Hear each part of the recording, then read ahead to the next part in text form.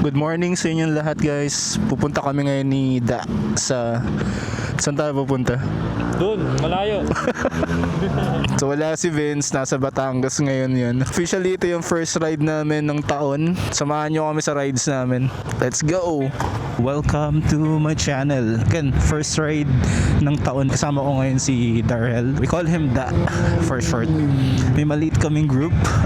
Tatlo kaming nag-rides. Kasama namin yung kopsina namin na si Vince. Fortunately, hindi namin siya makasama ngayon.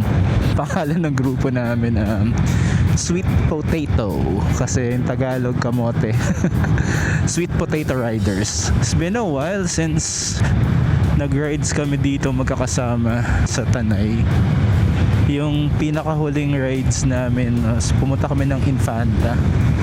Solid ride. Hindi ko nga alam na videohan kasi mas priority ko yung journey namin. Hindi ko na inisip yung pag-document. 3 hours ata yung biyahe namin. Pero may mga stopovers din. First time din ni Vince yun na magmotor puntang Infanta. So, ayun. Well, first time naming lahat. So, breakfast ride muna kami ni Da. And yeah, kumusta yung taon nyo guys? Saan na yung mga napuntahan nyo this January?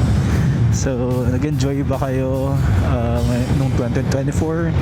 Anong plans nyo for this year? Share nyo sa comments. I'm still riding my Click 160. 2022 ko siya binili. And ngayon, 12.6 na yung ano niya, yung odo niya. So 12,600k ang odo niya. Still good. Still running very good. Ang naging problema ko lang ngayon kay Blue is yung vibrate niya. So hindi ko pa kasi hindi ako upgrade ng panloob niya. More on linis lang talaga sa throttle body cleaning. And yeah, more on maintenance lang, change oil, those kind of stuff, yung mga basics. If not this month, probably next month, papasilip ko to sa Honda, like kung may kailangan bang palitan sa panloob. Wala akong planong i-upgrade to na para bumilis kasi to be quite honest with you guys, stock lang to pero gusto ko yung response niya. Like, look, try natin dito. Ang smooth ng response niya, ang bilis. Hindi ko na siya kailangan pang ipalitan ng panloob. Mag-i-stock lang ako. So yun yung gagawin natin pag punta tayo ng Honda. Gusto ko yung response na ito, especially pag sisingit ka, gusto mo mag-overtake. Ang in-upgrade ko lang pala dito is yung shocks. Kasi napabisita tayo sa AV Moto last October. Pinatune ko yung motor ko. And then suggest na rin tayo kung ano bang pwedeng i-upgrade ng kahit konti lang.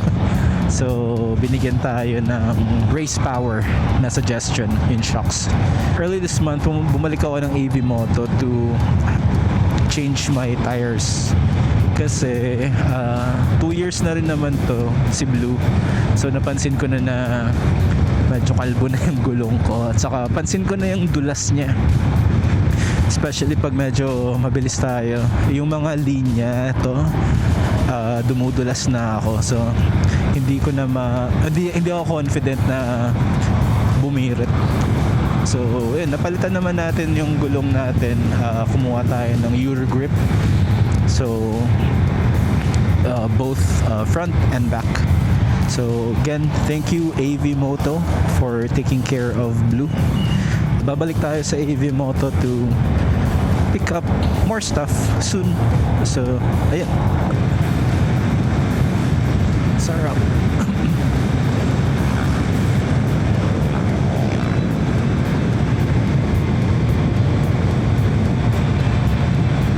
Ito na yung paahon na medyo mataas to eh. Papansin mo na hihingalin yung motor mo. Breakfast ride. May place na kami pupuntahan ni Da. So, kasama lang namin kayo sa journey namin. So yung mga first time na nagmamotor, I encourage you to try visit this place. It's a good experience actually to ride here. Wala masyadong sasakyan dito, especially on the weekdays. So, and then, ayun, patag pa yung lugar. And wala masyadong sasakyan. Ma-enjoy nyo yung pag-banking. Well, hindi naman yung sobrang banking, guys. Pero, yeah, ma-enjoy nyo yung twist and turns ng daan na to. And the view as well. Magandang mag-rides dito ng early morning. Yan, preferably weekdays. Kasi pag weekends, marami kang kasabay na nagmo-motor dito. And ito, mga nagbibisikleta. So, yeah.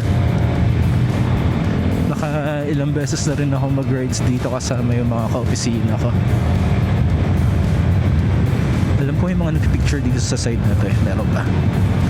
Wala na. Okay, wala yung mga sniper. So yun nga pala si Da. Paunahin natin si Da. Let's go, Da.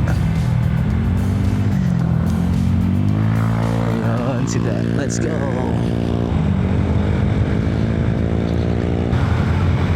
Ito yung mga nagpipicture dito.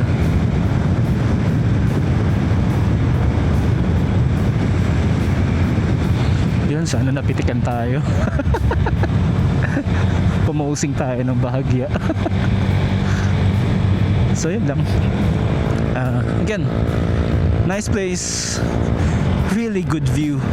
Yung kung mahilig kayo sa mountains, ito yun, gandang lugar na dumaan dito. Whew. Solid dito. Nice view, nice view.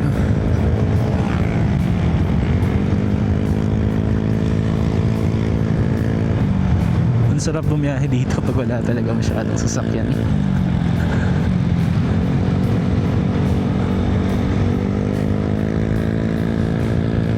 Ito na yung Big C. Nag-photo kami ng mga office mates ko dito one time. Dinala ko yung camera ko.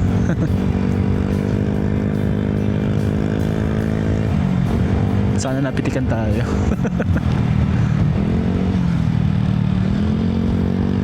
There you go. Really nice view.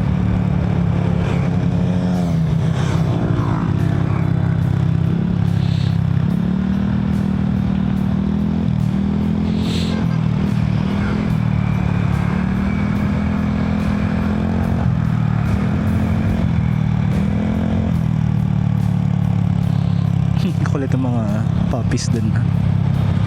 Nakadungaw sa bintana ng Innova.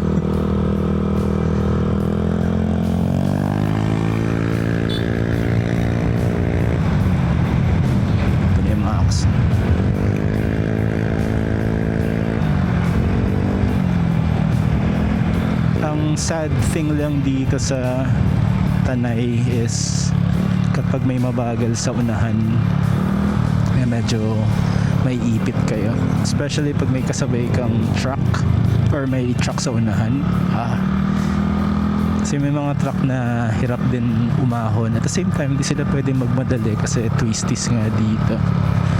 So kapag nasa buntot ka ng mga mabagal na sasakyan, medyo may ipit ka dito.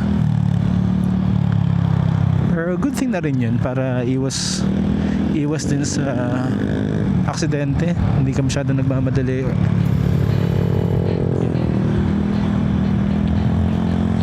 Kung kaya naman ng motor mo mag-overtake, so just do it.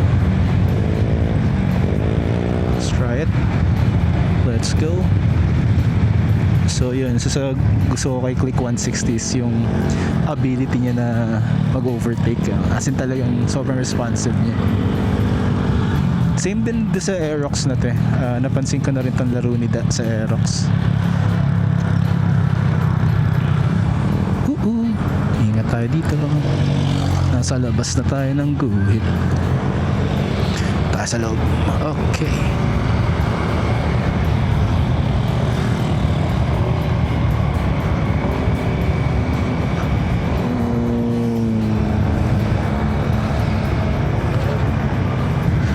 last year pumunta ako mag-isa sa Mindoro, nag-rides ako.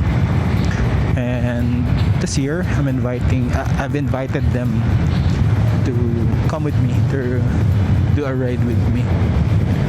So, magandang magandang pang break sa bagong motor ni Vince yan.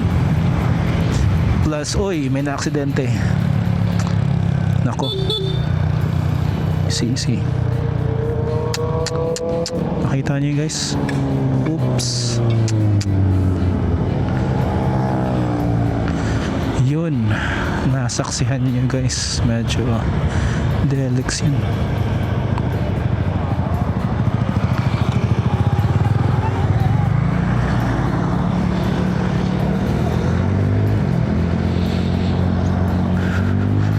Notorious tong lugar na to sa mga aksidente. So reminder guys, always bring gear. Yung mga motorcycle gear niya, like proper gear. So yun, just a little reminder guys, huwag masyadong mainit sa kalsada. Alright, let's go. Tuloy ang biyahe natin. Nga pala, dahil sa Eurogrip na gulong natin, mas na-enjoy ko yung pag-turn sa mga corner na to. I mean, hindi ko alam kung tama ba yung term ko, but ang grippy niya, like there's like a sense of confidence pag nag-turn ka. I like it.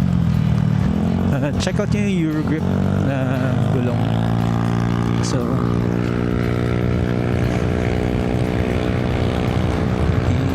bukod sa Tanay na road guys, itong daan na to, saan pa yung mga marirecommend nyo na similar to this? May nakita ako na video ni Joe Moto sa may, alam ko yung Pa-Aurora ata sila. Nakapunta na ba kayo dun? And gusto ko rin i-try yan kasi medyo mahabang biyahe yun eh. Probably pag after namin na Mindoro. Ang sarap. Woohoo!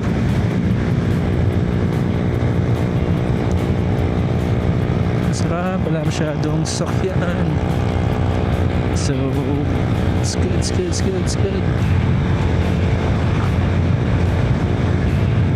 Dito na natin yung Pa-Treasure Mountain. Tama ba? Yun. Dun. Alam ko dun yung Pa-Treasure Mountain eh. Solid.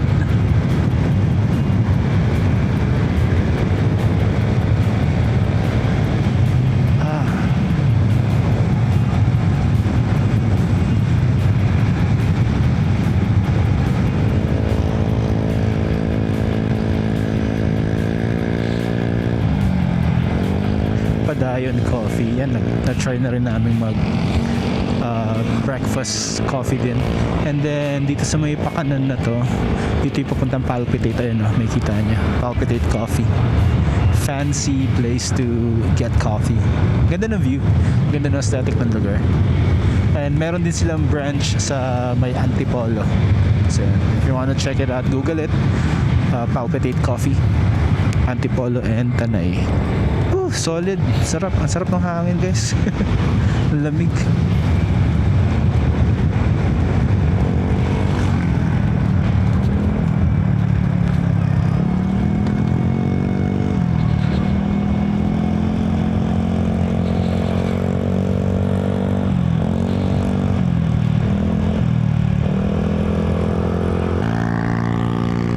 Kaya ba natin to? Okay, kaya natin to. Let's go.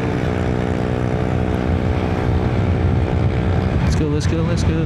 Kaya natin to, blue.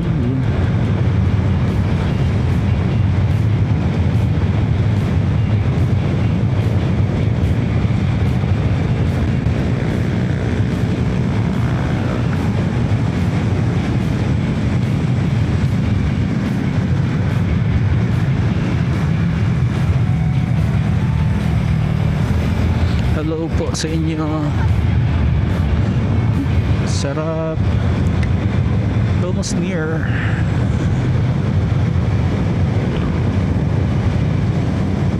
Tanay Highlands. There you go, guys.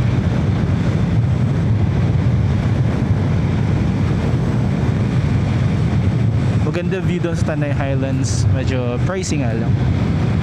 So, dun tayo sa budget meal. Affordable place to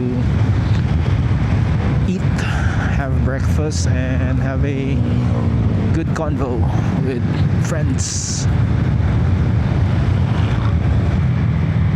Ayun na siya.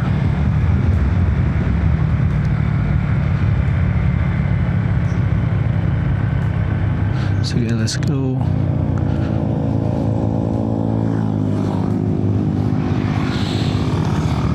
Ito na tayo, guys. Cafe Caterina.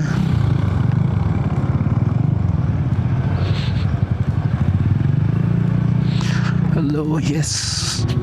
Hindi ganun kadami. Well, sakto lang to. I think may pwesto pa tayo dun. Anyway, that's it. We got here. Solid. Nakita mo yung aksidente? Oo. Solid. At bayan siya? Oo. Siya ba yung nagwi-wheelie kanina? Ha? Siya ba yung nagwi-wheelie kanina? Ay, di ko napansin. Kasi may nakita ako nagwi-wheelie kanina sa may manukan na. Siya yun. Oo. At bayan siya nakita ko eh, bumagtak eh. Oo nga eh. Anyway, guys, nandito na kami. So, that's it, guys. Check you pag nandun na kami. Bye! Yun, no? Solid. Ito na yung breakfast namin, guys. Danggit. Ito yung ayong, ano? Ayungin silog. Ayun. So, danggit to. Or, danggit ba? Di ko alam tawag dito eh. Basta maliit na isda. Para siyang danggit. So, yan. Pesto, tuna pesto nila. So, yun lang. Ayun. Ano pre? Abot pa rin. Solid. Nakakamiss din eh, no? Yup. Thank you, sir. Nakakamiss mag-ride dito, pre. It's been a while. Yeah. Kailan ba yung huling biyahe natin? Parang I think, parang Infanta at Yeah. Infanta yung huling ride namin dito. So dito sa part na to. Oo. Siguro mga October. Ayun. Or at least first week, second week ng November. Kasi nagpangasinan tayo nung November. Yup. After nung Pangasinan namin, nag-decide kami na tama na tong rides na to. Last ride for Last ride namin 2024, solid. Anyway, naisipan namin mag-breakfast muna ni Da kasi yun nga, nakakamiss dito, solid. Ayun na, wow, calamares, solid. Calamari, sir. Calamares. Solid. Ayan na. Pesto and So breakfast muna kami, guys. Dito kami ngayon sa Cafe Caterina. So, again, yung mga nagmamotor, mga bumabiyahe, dayo lang kayo rito. Solid, affordable yung mga pagkain dito. And then, ang ganda ng view. So, that's it. Kain muna kami, guys.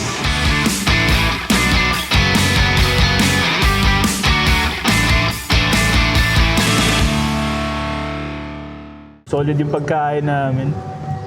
Meron pa kaming tuna pesto. Kakainin pa ba natin yan, pre? Hindi na masarap yan pag hindi mo kunain. Parang gusto ko na lang magkape, pre. Bauna natin sa coffee shop. Kaso wala tayong Hindi, may lalagyan naman na ata sila eh. Pero kahit na.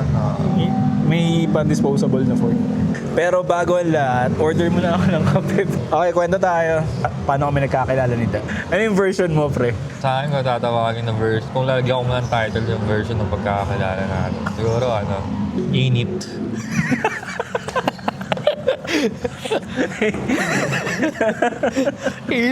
Init.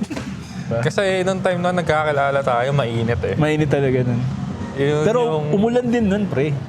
Umulan nun. Pero kasi yung parang pinaka-usap talaga natin sa Intramuros na eh. Ay, Diba? nag-photo ako nung family day ng company. Ng family day ng staff ko. Staff doon. Naalala ko lang na doon tayo nagkakilala nung nag-ride tayo sa nag-breakfast group ride tayo. Sa Yung papuntang Windmill. sa windmill. Dito sa Kabsat.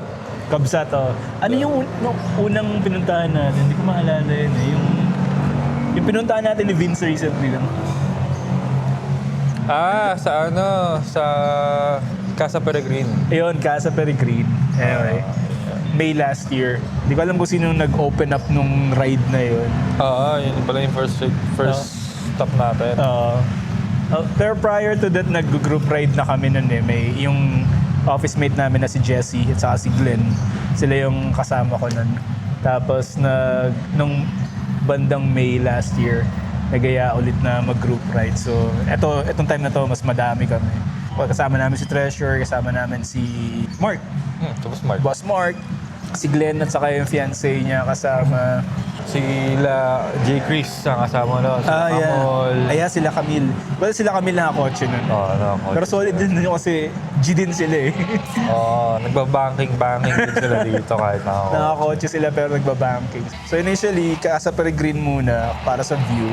Tapos, Kabsat lang talaga yung pupuntahan namin. And then, nagkaya yan. Sabi, punta raw kami ng windmill kasi karamihan ata sa amin di pa nakakapunta doon. Sobrang spontaneous lang. Pauwi yung makulit eh kasi nag-iya pa sa Daranac Falls. Yun yung parang unexpected trips. So, Hindi naman kayo naligo eh. Ako naligo ako nun. Naligo ka ba? Naligo ako nun. Okay. Nung doon na kami sa windmill, which is nainilan nga kami. Naghahanap kami ng init ng tubig. So, sakto nadaanan natin. Diba? Yung Daranac. Tama. Along the way lang. So, yun, okay din yung spot na yun. Although kahit maraming tao. Kasi may mga lokal. Biglaan din yung, ito na yung kape natin, sir. Salamat po. After yung Daranac, hiwa-hiwalay na kami nun eh. Kami ni Treasure, parang instead na sa may pa Binangonan, sa Angono kami dumaan, bumalik uli kami dito sa may Tanay.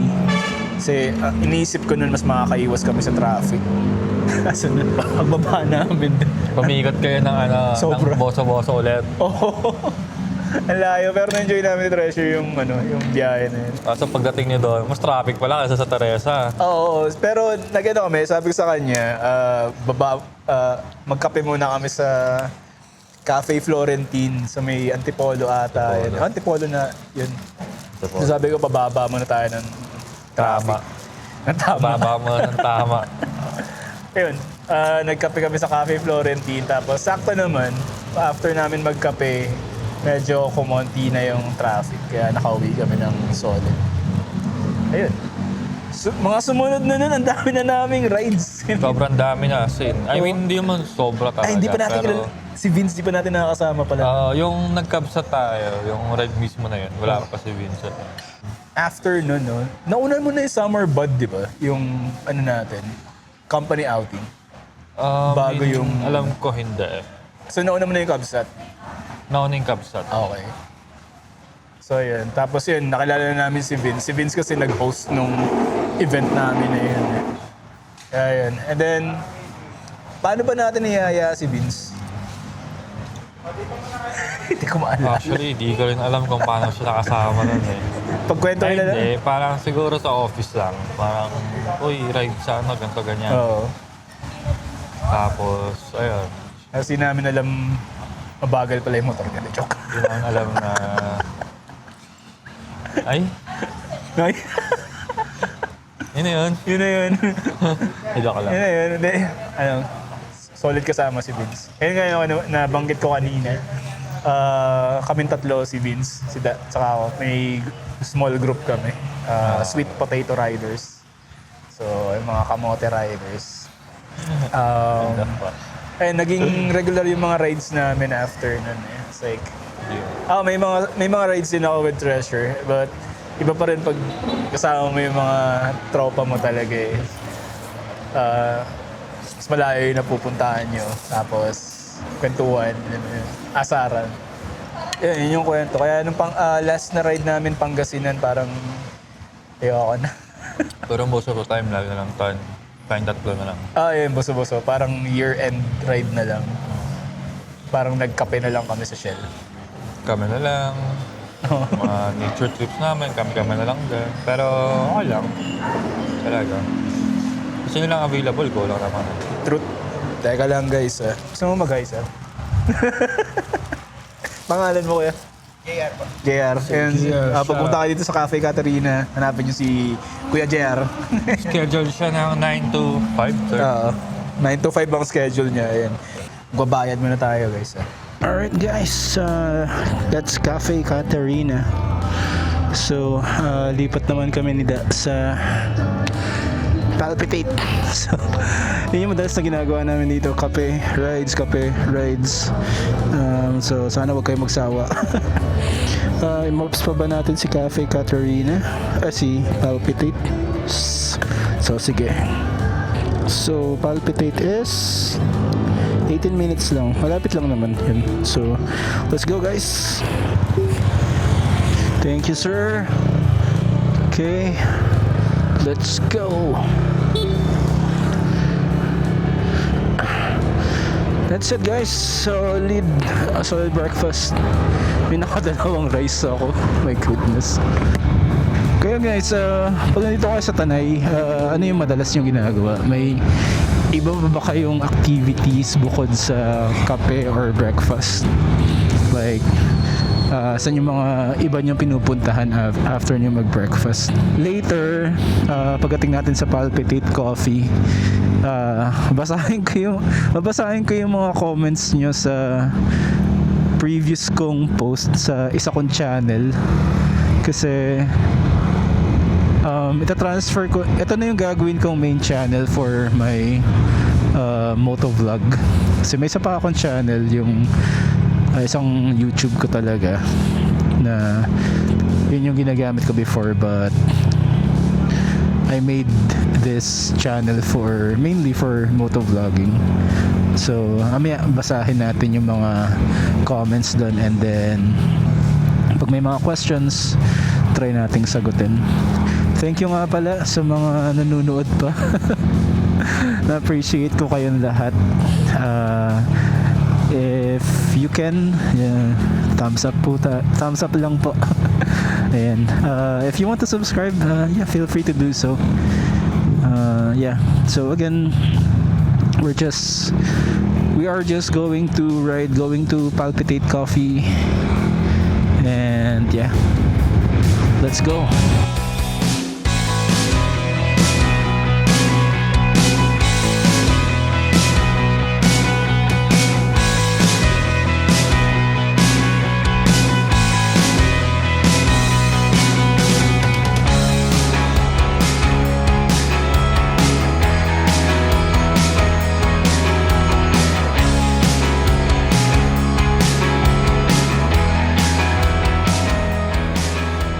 Tanong ko na siya.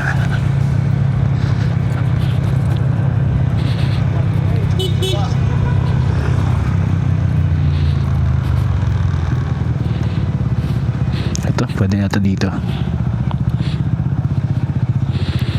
Let's go, Palpitate.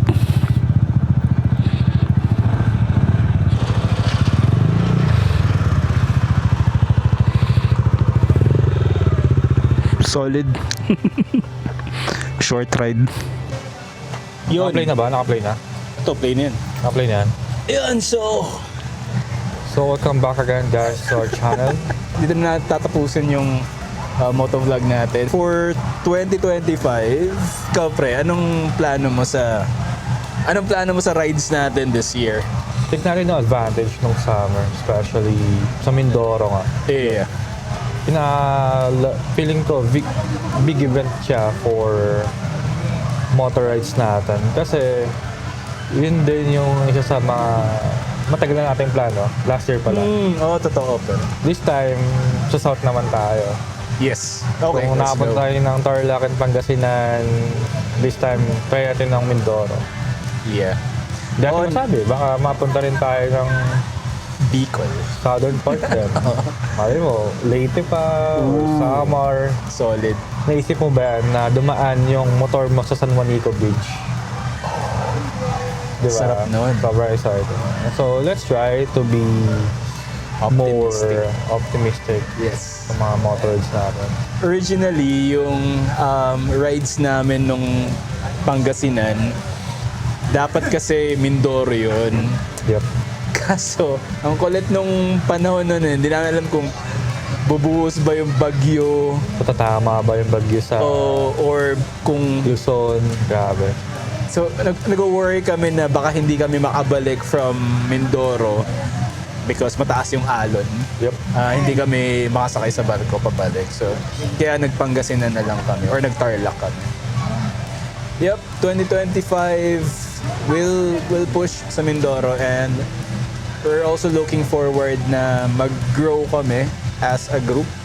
Currently, we have some office mates na sumasama sa amin, pero regular kasi na nag-rides ako, si Da at saka si Vince. So yun, and we're excited na si Vince magkakaroon na ng bagong motor. And especially sa mga tao din na na makikilala pa natin. Yes. Yun talaga, like, Yep. lumaki yung space natin. Yes. Hindi lang sa atin, ibang tao din yung makakasama natin. Yeah. Yun talaga yung true essence ng mag-ride natin. Yeah. Nag-enjoy ka na sa nature, nag-enjoy ka pa kasama ibang tao. Yep. Diba? And hindi kami experts sa mga components ng motor. We just sa lugar, basic. hindi rin kami magaling, humanap ng spots. But pero, yeah. what we can share with you guys is yung safety sa pagmamotor. Especially sa mga beginners din, tulad namin. Sa mga beginners, yeah.